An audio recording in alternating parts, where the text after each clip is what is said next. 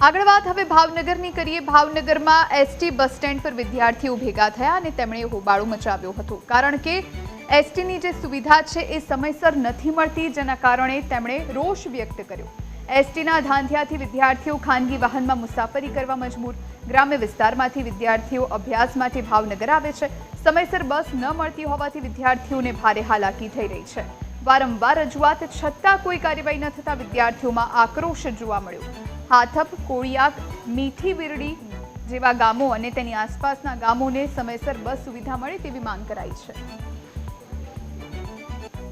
અમારા ટીએમ અમારા ફોન નથી ઉપાડતા, અમારી મુશ્કેલીઓને સાંભળતા નથી।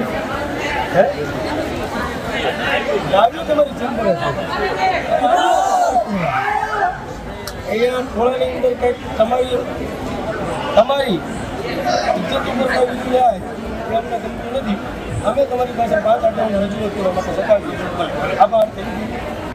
સાહેબ, અમારી રજૂઆત એવી છે, આપને પણ ગ્રામ પંચાયતના લેટર પેડ ઉપર પણ અવારનવાર રજૂઆતો કરી છે કે હાથપ પટ્ટી જે આખી છે ભાવનગર તાલુકાની, એમાં ભાવનગર તાલુકાના જે કંઠાણ વિસ્તારના ગામો છે, આ તમામ ગામોની અંદર સવારે અને સાંજે બસોની જે વ્યવસ્થાઓ વિદ્યાર્થી